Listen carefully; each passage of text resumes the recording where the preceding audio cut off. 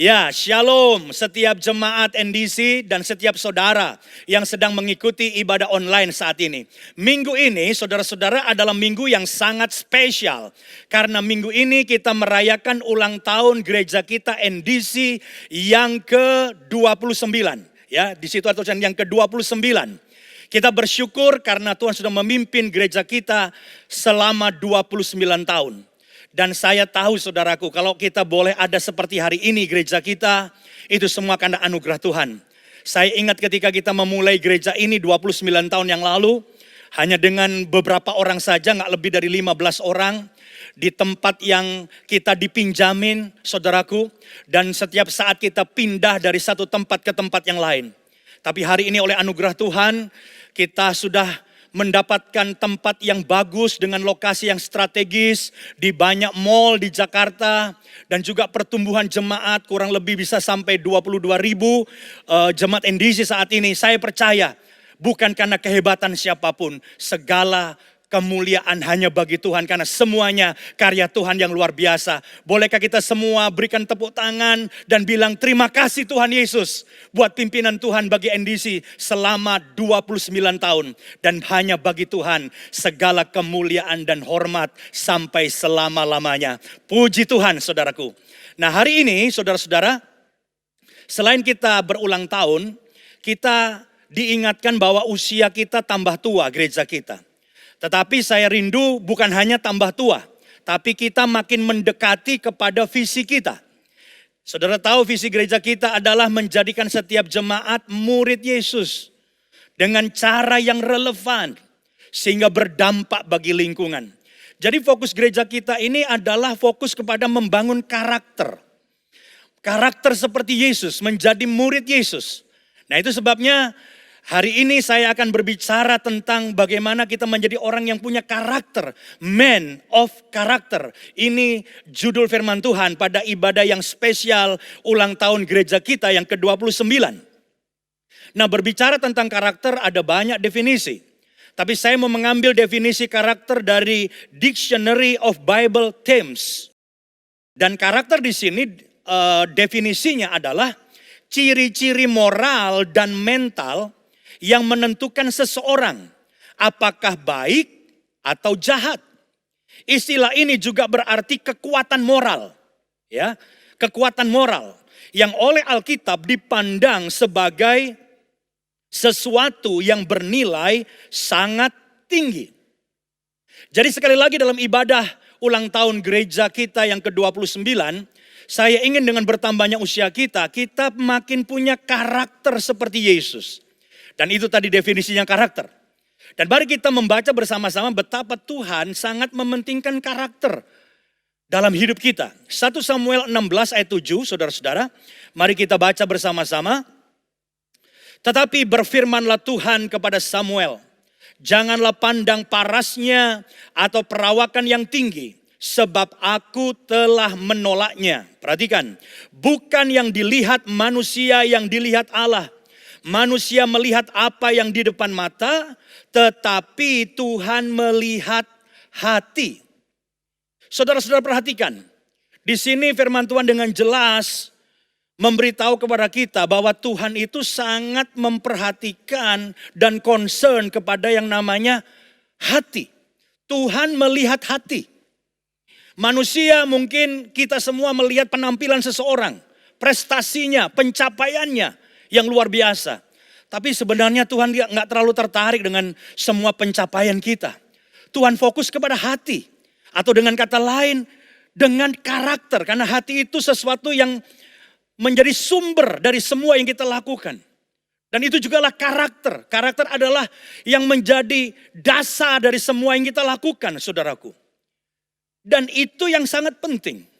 Itu sebabnya dalam ulang tahun gereja kita yang ke-29 saya nggak bicara tentang berkat.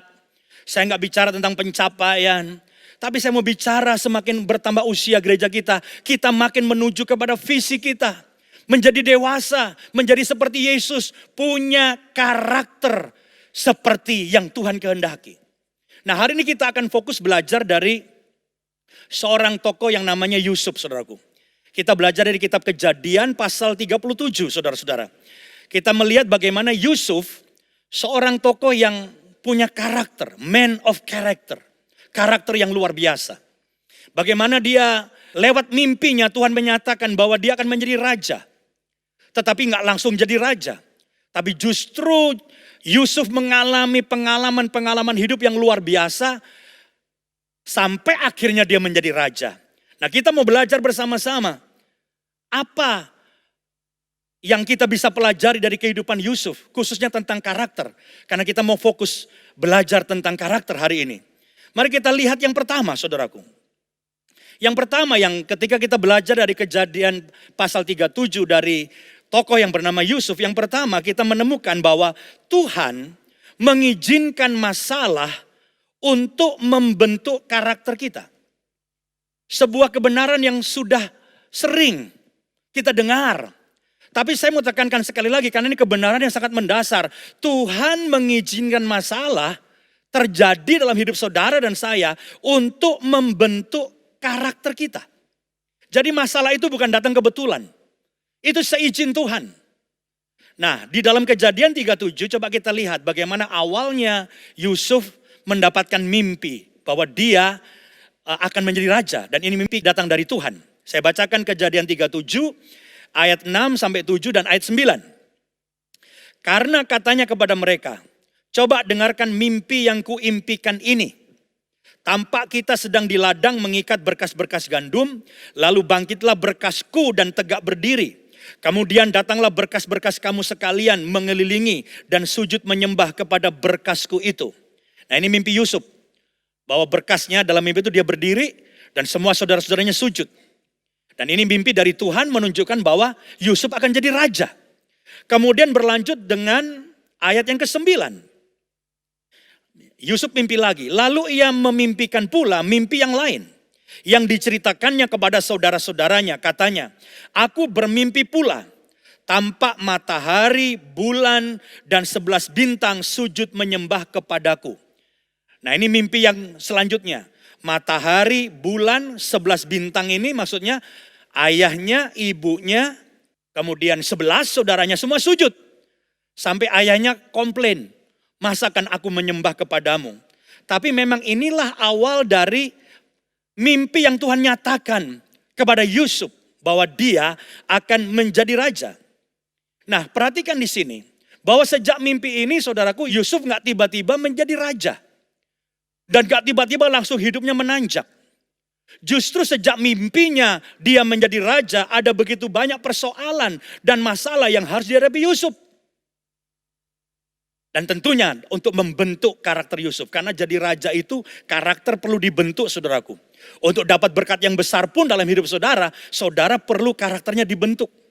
Kalau orang dapat berkat besar, tidak siap karakternya, belum dibentuk oleh Tuhan, bahaya saudaraku. Jadi di sini justru setelah mimpi ini Yusuf mengalami begitu banyak masalah, mengalami banyak persoalan. Dia harus dijual jadi budak di Mesir dan mengalami masuk penjara dan sebagainya. Pertanyaannya adalah, apa Tuhan gak bisa melepaskan Yusuf dari semuanya? Apakah Tuhan gak bisa menolong Yusuf dengan segera gak perlu melewati semuanya? Jawabannya saudaraku, bukan Tuhan gak bisa menolong Yusuf mengatasi langsung semua masalahnya. Tetapi saudaraku, ini poin yang kedua yang saya mau sampaikan. Karena yang kedua, Tuhan lebih tertarik untuk membentuk karakter kita dibandingkan menyelesaikan masalah kita. Tuhan bisa menyelesaikan masalah Yusuf. Tuhan bisa menyelesaikan masalah saudara. Tetapi saya mau katakan kebenaran yang kedua adalah Tuhan lebih tertarik membentuk karakter kita lewat masalah itu dibandingkan Tuhan segera melepaskan kita menyelesaikan masalah kita. Karena Allah sangat menghargai karakter saudaraku. Allah sangat menghargai karakter dan dengar saya baik-baik, setiap peristiwa termasuk persoalan dan masalah yang sedang kau hadapi, saya mau katakan dengan pasti bahwa itu bukan kebetulan. Setiap persoalan saudara hari-hari ini lewat kondisi sekitar kita, entah masalah bisnis, rumah tangga, pekerjaan saudara, itu semuanya bukan kebetulan. seizin Tuhan, karena Tuhan akan memakai itu untuk membentuk karakter kita. Nah, tahukah saudara bahwa Tuhan gak sulit untuk membebaskan kita? Mudah sekali Tuhan untuk membebaskan kita dari setiap masalah kita hari ini. Tapi Tuhan lebih tertarik saudara ada dalam masalah itu dulu. Karena Tuhan ingin memproses kita, membentuk karakter kita lewat setiap persoalan yang kita hadapi. Kalau kita melihat di dalam Roma 5 ayat 3 sampai 4. Roma 5 ayat 3 sampai 4 saya bacakan, perhatikan. Dan bukan hanya itu saja. Kita malah bermegah juga dalam kesengsaraan kita. Karena kita tahu bahwa kesengsaraan itu menimbulkan ketekunan. Dan ketekunan menimbulkan tahan uji. Dan tahan uji menimbulkan pengharapan. Saya tertarik untuk saya membacakan kitab Roma 5 ayat 3 sampai 4 ini dari terjemahan bahasa Inggris dari NLT, saudaraku. Perhatikan, saya mulai langsung ayat 4 aja. Ayat 3-nya bisa diperlihatkan, saya langsung ayat 4. And endurance develop strength of character. Garis bawahi. Strength of character and character strengthen our confident hope of salvation. Jadi jelas di sini bahwa semua hal yang terjadi, persoalan yang engkau alami, Tuhan bisa segera menyelesaikan masalah saudara. Tetapi sekali lagi, lewat peristiwa Yusuf, saya belajar satu hal. Kenapa ya kok Yusuf harus melewati semuanya itu? Tuhan lebih tertarik membentuk karakter kita dibanding melepaskan kita dari setiap masalah. Toh pada akhirnya masalah akan berlalu ketika proses pembentukan karakter sudah terjadi dalam hidup kita. Yang setuju katakan amin dan berikan kemuliaan bagi Tuhan. Haleluya. Sekarang yang ketiga yang kita bisa pelajari dari kehidupan Yusuf. Masalah atau krisis akan menyingkapkan karakter kita yang sesungguhnya. Saudara-saudara, dalam kondisi yang normal, kita punya karakter itu kelihatan oke-oke saja. Teman-teman kita di gereja, teman kita di core, atau teman kita di bisnis yang sesama anak Tuhan, kelihatan semuanya oke-oke saja. Namun ketika seseorang mengalami krisis, mengalami masalah, saudaraku, di situ baru kelihatan karakter yang sebenarnya itu keluar. Jadi di sini kita melihat bahwa masalah itu penting. Masalah dan krisis yang kau alami itu penting untuk apa? Menyingkapkan karakter kita yang sebenarnya. Dan ini menjadi tema besar kita untuk bulan Oktober ini, ya, untuk kita menyingkapkan, membuka topeng kita tentang karakter kita yang sebenarnya. Kadang-kadang kita lihat orang itu sabar. Tapi ketika dalam krisis tiba-tiba kita tahu, oh dia pemarah. Oh dia orang yang pemurah. Tapi ketika ada dalam krisis dan masalah kelihatan aslinya. Oh dia egois. Oh ternyata dia pendendam ya. Dia sulit memaafkan. Oh kelihatannya dia itu kalimat kata-katanya bagus. Waktu gak ada masalah. Tiba-tiba kita kaget saudaraku. Hari-hari ini kita ketemu dengan teman ya segereja yang udah lama gak ketemu. Ternyata kata-katanya, kalimatnya. Wow mengerikan. Nah kenapa bisa berubah? Seseorang ketika berada di dalam masalah, berada dalam kesulitan, krisis, di situ karakter aslinya keluar. Nah ini yang saya lihat justru menarik dalam kehidupan Yusuf, saudaraku. Karena justru ketika Yusuf di dalam krisis, masalah, dia mau dibunuh, kemudian dia akhirnya dijual, menjadi budak di Mesir. Saya melihat dalam krisis, dalam masalah yang luar biasa itu, karakternya muncul indah. Nah ini yang saya ingin kita semua juga seperti ini saudaraku. Coba kita lihat ya karakter Yusuf. Kejadian 39 ayat 2. Ya Kejadian 39 ayat 2 dikatakan, tetapi Tuhan menyertai Yusuf. Sehingga ia menjadi seorang yang selalu berhasil dalam pekerjaannya. Maka tinggallah ia di rumah tuannya orang Mesir itu. Firman Tuhan bilang Yusuf selalu berhasil. Ingat bagaimanapun juga tetap nomor satu. Tuhan membuat kita berhasil.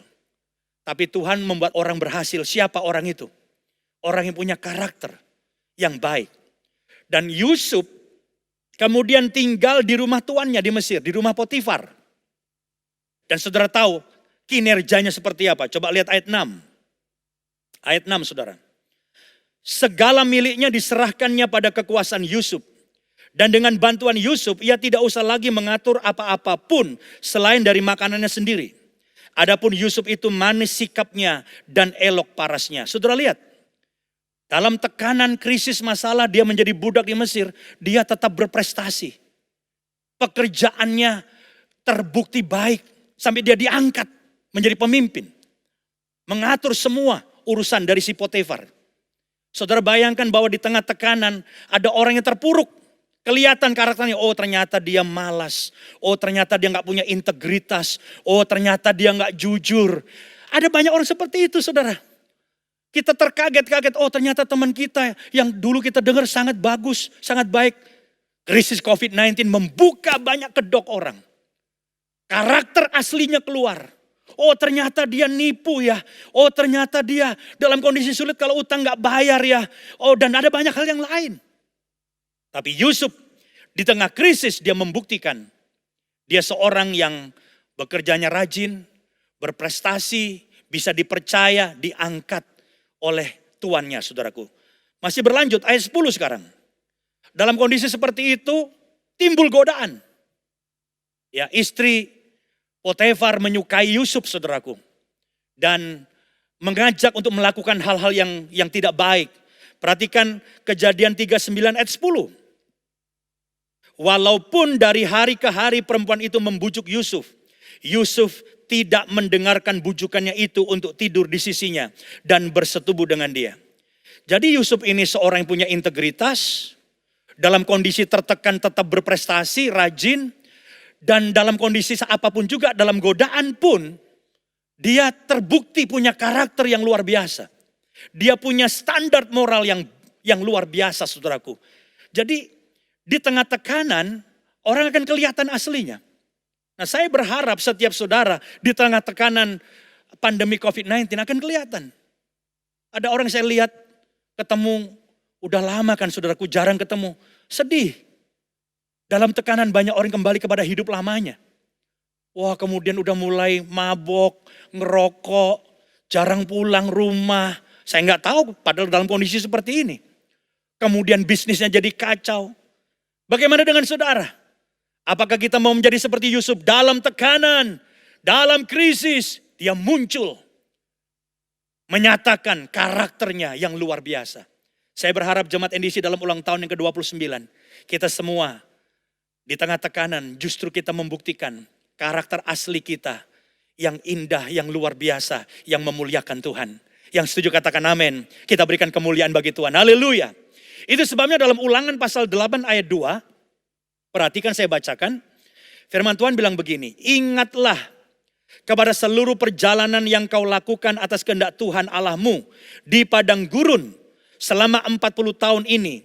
Perhatikan. Dengan maksud merendahkan hatimu dan mencobai engkau. Untuk mengetahui apa yang ada dalam hatimu. Yakni apakah engkau berpegang pada perintahnya atau tidak. Jadi bangsa Israel juga mengalami yang namanya krisis. Masalah di padang gurun. Apa tujuannya jelas? Untuk mengetahui apa yang ada dalam hatimu. Semua persoalan kau hadapi sebenarnya adalah kesempatan. Untuk saudara berkata, Tuhan inilah karakterku di tengah tekanan.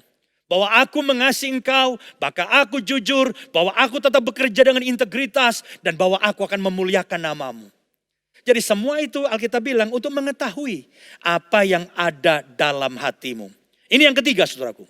Dan yang keempat, yang terakhir yang kita bisa belajar lewat kehidupan Yusuf adalah karakter akan menentukan masa depan kita. Saudara-saudara, apa yang sangat menentukan masa depan kita? Mungkin saudara berkata, oh pekerjaan saya, oke. Oh apa yang saya lakukan hari ini, oke. Oh bisnis saya, nggak salah. Tapi tahukah saudara bahwa Alkitab mengajar kepada kita, karakter akan menentukan masa depan kita. Arah hidup kita berjalan kemana. Kita akan berakhirnya di mana. Kita mengakhiri hidup kita seperti apa. Semua itu masuk masa depan kita. Dan semua masa depan kita itu, saudaraku, yang sangat menentukan justru adalah karakter kita. Perhatikan dengan baik firman Tuhan hari ini. Mulai hari ini saudara akan ke depannya kemana? Yang menentukan karakter kita. Makanya karakter perlu dibangun. Dan pada ulang tahun yang ke-29 ini saya rindu karakter kita makin menjadi seperti Yesus. Nah, ada satu quotes berkata begini. Karakter adalah fondasi yang sangat penting di mana semua pencapaian kita dibangun. Itu karakter. Dan saudara melihat Tuhan membentuk Yusuf, karakternya Yusuf berapa tahun? 13 tahun. Dari umur 17, tentunya sebelumnya ada juga proses pembentukannya. Tapi yang kita bisa perhatikan dari umur 17 sampai umur 30 tahun. Berapa tahun? 13 tahun. Tuhan begitu concern membentuk fondasi karakter Yusuf. Bukan waktu sebentar. Karena berkatnya yang akan Tuhan berikan adalah dia akan diangkat menjadi raja. Ada pembentukan yang luar biasa. Tapi untuk mengangkat Yusuf, dia dari penjara keluar dan kemudian menjadi wakil Fir'aun, menjadi raja muda atau perdana menteri di Mesir, itu waktunya singkat. Jadi sebenarnya itu mengangkat saudara menjadi seseorang yang luar biasa, diberkati Tuhan, itu nggak perlu waktu panjang. Tetapi proses persiapannya, bagaimana Yusuf dipersiapkan, karakternya dibentuk untuk siap menjadi raja, itu 13 tahun. Semua rencana besar Allah dalam hidup seseorang perlu pembentukan karakter, perlu waktu yang panjang. Dan masa depan ada banyak orang yang kelihatannya hebat menjadi hancur. Persoalannya apa? Juga karakter. Saya bisa sebutkan seperti Raja Saul misalnya. Diawali dengan luar biasa. Tapi masa depannya dia kemana, akhir hidupnya, karakterlah yang menentukan. Karakterlah yang menentukan akhir hidup kita seperti apa. Arah hidup kita kemana. Masa depan kita.